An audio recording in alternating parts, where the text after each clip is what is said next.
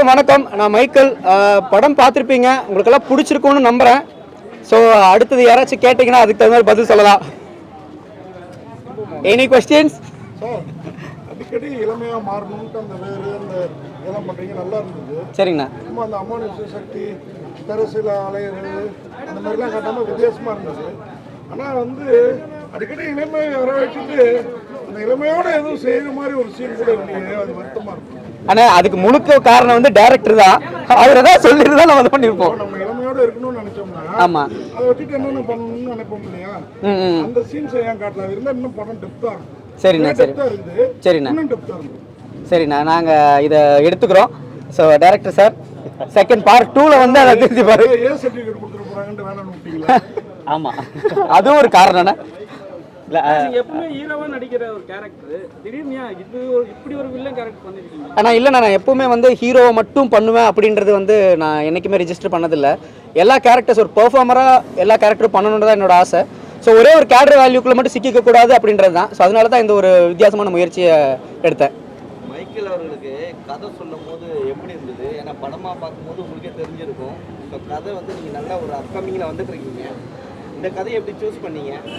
ஆனால் இந்த கதை எனக்கு சொல்லும்போது ஃபஸ்ட்டு எனக்கு இவர் நரேட் பண்ணும்போது நான் ஒரே வார்த்தை சொன்னேன், எனக்கு இன்னும் புரியல அப்படின்றப்போ எனக்கு அவரோட ரைட்டிங், அதுக்கப்புறம் அவர் பவுண்டு கொடுத்து படிக்க சொன்னார். அந்த பவுண்ட் படித்ததுக்கப்புறம் எனக்கு இது கொஞ்சம் வித்தியாசமாக இருந்துச்சு. ஸோ இது நம்ம எடுத்து ஒரு முயற்சி பண்ணுவோம் அப்படின்றது தான் இந்த கதையை நான் எடுத்ததுக்கு காரணம்.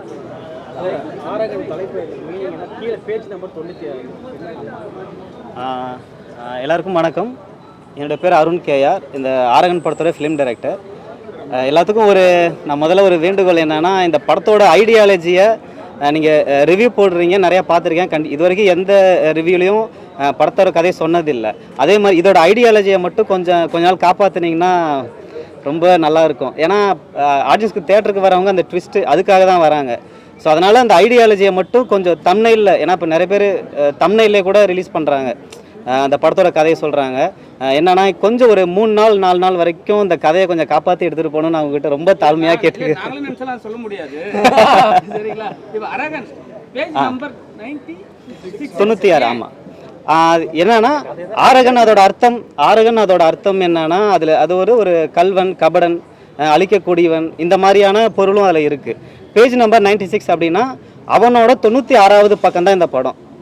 அதுதான் பேஜ் நம்பர் 96. அது இதுக்கப்புறம் என்னன்னா, இந்த படம் நான் எழுதும் பொழுது இதை அடுத்தது பண்ணணுங்கிற மைண்ட் செட்லையும் அதுக்கான ஒரு சில, அதாவது இதோட அடுத்த சீக்வல் அதையும் நான் ஒரு ஐடியா பண்ணிட்டு தான் இந்த கதையை பண்ணினது. ஸோ நீங்கள் இந்த படத்தில் இப்போ பார்த்த எல்லாத்துக்கும் பின்புலம் இருக்குது, கண்டிப்பாக இருக்குது. இப்போ பொதுவாக படம் எடுத்துகிட்டு அது ஹிட் ஆனதுக்கப்புறம் தானே அடுத்தது அந்த மாதிரி பிளான் பண்ணுவாங்க. ஆனால் எனக்கு என்னென்னா, நான் இது படம் எழுதும்போது அடுத்தது பண்ணணுங்கிற ஐடியா அதுவாக அமைஞ்சது. அது நான் அது ரெடி பண்ணல, அதுவாக இந்த கடவுள் கொடுத்தது நான் நம்புகிறேன். அதனால தான் நீங்கள் இதில் நிறைய கேள்விகள் இருக்குது. அது எல்லாத்துக்குமே சில கேள்விகள் என்னால் பதில் சொல்ல முடியும். சிலது நான் அடுத்த இந்த படம் நல்ல வரவேற்பை நீங்கள் கொடுக்கும் பொழுது கண்டிப்பாக இதோட அடுத்த கண்டிப்பாக தொடர்ந்து இன்னொரு பாகம் வரும். ஹீரோ நல்ல ஒரு ஜிம்பாடி ஃபைட் பண்ணுவார், டான்ஸ் பண்ணுவார், நல்ல லுக்கு அப்கமிங்கில் இருக்கார். ஆமாம். இந்த கதையை நீங்கள் சொல்லும் போது அவர் ஃபீல் என்ன பண்ணார்? படம் எடுத்து முடித்து படத்தை போடும் போது அவர் என்ன ஃபீல் பண்ணார்? படத்தை நான் இவருக்கு முதல்ல சொல்லும்போது என்னன்னா, இவருக்கு ஏன்னா எனக்கு கரெக்டாக கதை சொல்ல வராது. அதனால் இவருக்கு நான் ஒழுங்காக நரேட் பண்ணலை. அது எனக்கே தெரியும் அது எனக்கு வராதுங்கிறதுனால நான் கையிலே ஒரு பவுண்ட் எடுத்துகிட்டு போயிட்டு இவர்கிட்ட கதையை சொல்லிவிட்டு அதுக்கப்புறம் நான் பவுண்ட் நான் கொடுத்துட்டேன். இதை படிச்சிருங்க. நான் சொல்கிறப்ப சில விஷயங்கள் என்னால் கன்வே பண்ணியிருக்க முடியாது, அந்த சூழல் எப்படி வேணால் இருந்திருக்கலாம். நீங்கள் படிச்சிருங்கன்னு சொன்னதுக்கப்புறம் அவர் படிச்சுட்டு இமீடியட்டாக நாங்கள் அடுத்து போகிற மாதிரி இருந்தது. அடுத்த கேள்வி படமாக பார்க்கும்போது இவர் மைக்கேல் அவர்கிட்ட எனக்கு பிடிச்சது என்னன்னா, எதாக இருந்தாலும் அப்படியே சொல்லிடுவார் ஸ்பாட்லே, இல்லை இது கரெக்டாக இருக்குது இல்லைங்கிற மாதிரி. படம் பார்த்துட்டு இவர் சொன்னது என்னன்னா, ரொம்ப சந்தோஷப்பட்டார். இவர் கொஞ்சம் எப்படின்னா, இதை அடுத்த லெவலுக்கு கண்டிப்பாக என்னை கூட்டிகிட்டு போகுன்னு ரொம்ப நம்பினார். படம் ஆமாம் சார், கண்டிப்பாக சார். ஆமாம் சார். நீங்கள் ஜெமீன் கோட்டை படம் பார்த்தீங்களா? பார்த்துருக்கேன் சார். அதில் ஹீரோ வந்து கடைசியாக வந்து அந்த ஹார்ட்டை உடைக்கிறதுக்கு முன்னாடி ஆமாம் கல்யாணம் ஆயிடுது. ஆமாம் சார். அந்த மாதிரி படத்தை வந்து இன்னும் ஸ்பீடு பண்ணாமல் ஏன் ஸ்லோ பண்ணிட்டீங்க? இதில் எனக்கு கொஞ்சம் ட்ராமா மாதிரி பண்ணணுங்கிறது எனக்கு பிடிக்கும் சார். அதனால தான் சார் நான் அது ஒரு ட்ராமாக்குள்ளேயே சில விஷயங்களை வச்சு பண்ணணுங்கிறதுனால தான் அந்த மாதிரி எடுத்துகிட்டு போனேன் சார். இந்த சங்கிலி போட்டு ஒருத்தவங்க வச்சிருக்கீங்க.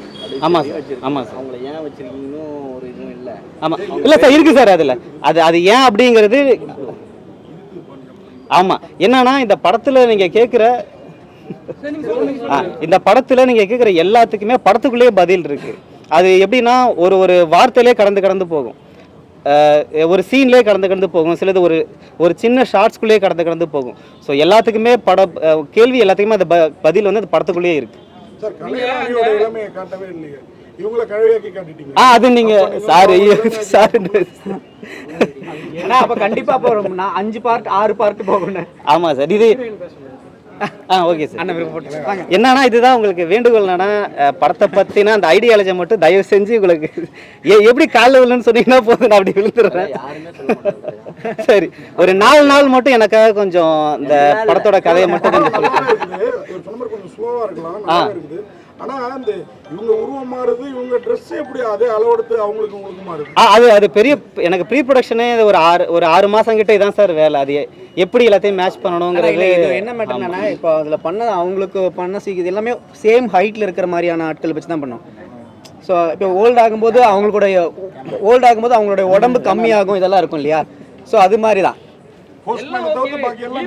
ஆமா ட்ரெஸ்ஸிங் மட்டும் எப்படி சார் சூஸ் பண்ணீங்க? எல்லாம் வேற மாதிரியே இருக்கு, புதுசா இருக்கு. இல்லை அது சார் நானே பர்சனலாக போய் அதுக்கு முன்னாடி என்னென்ன எந்த மாதிரியெல்லாம் வந்து அதுக்கும் ஒரு கதை இருக்குது சார். ஏன் வந்து அந்த மாதிரி பேட்டர்னில் வந்து காஸ்டியூம் இருக்குங்கிறதுக்கும் அது சைக்கலாஜிக்கலாக ஒரு காரணம் இருக்குது சார் அதில்.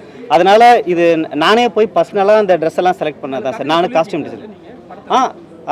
அது சில எல்லாத்தையும் படத்தில் சொல்ல முடியாது சார். அது வந்து ஒரு காரணம் இருக்குது, படத்துக்குள்ளேயே அதுக்கு பதில் இருக்குது. அதுக்கு எப்படின்னா ஃபர்ஸ்ட் ஹாஃபில் இந்த 20 நிமிஷத்துக்குள்ளேயே அந்த பதிலுக்கு வந்துடும். அது திருப்பியும் பார்க்கும்போது கூட உங்களுக்கு அது கனெக்ட் ஆகும். ஏன்னா தடவை பார்க்கும்போது கண்டிப்பாக உங்களுக்கு ஃபர்ஸ்ட் ஹாஃப் வந்து மறந்துடும் படம்.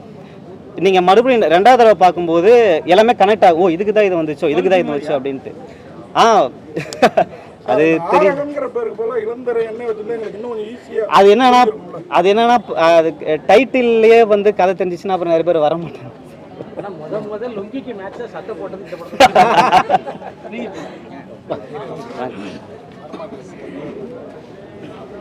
வணக்கம், நான் கவிப்ரியா. வந்துட்டு சார்.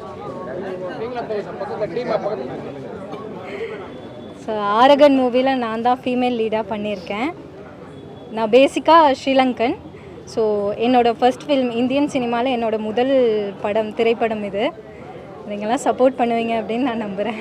முதல் படத்துலேயே உங்களை வயசான கேரக்டராக காட்டாங்களே, கதையை நீங்கள் அப்படியே சொல்றீங்கன்னே பயமா இருக்கு. டிரெக்டர் சார் வந்து கதையை வந்து சொல்லிடாதீங்க அப்படின்னு சொல்லி எங்களையும் ரிக்வெஸ்ட் பண்ணியிருக்காரு, உங்ககிட்டையும் கேட்டிருக்காரு. அதனால நான் கதை சம்மந்தமாக எதுவுமே கதையை லீக் பண்ணுற மாதிரி நான் எதுவுமே பதில் சொல்லலை. எனக்கு புரிஞ்சுது, ஓரளவு புரிஞ்சுது. பட் எனக்கு கிட்டத்தட்ட ஒரு 3 months மாதிரி ரிஹர்சல் போச்சு என் தோடு.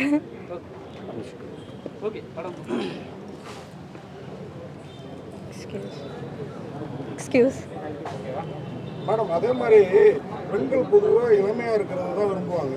உங்களை கழுவியாக காட்ட போகிறாங்க அப்படின்னப்போ உங்கள் மனநிலை எப்படி இருக்கு? அண்ணா இல்லை இல்லை இல்லை இப்போ ஒன்றும் இல்லைண்ணே, ஒரு இன்னைக்கு 2 நாள்ண்ணே. அந்த ஞாயிற்றுக்கிழமை வரைக்கும் கொஞ்சம் பொறுத்துக்கிட்டீங்கன்னா நான் அதான் முதலே சொன்ன மாதிரி தான் எந்த பக்கம் வில்லுன்னு அதுதான் அந்த வெள்ளிக்கிழமை வரைக்கும் கொஞ்சம் நிறுத்தினா கூட எனக்கு ரொம்ப சந்தோஷம். தேங்க்யூ.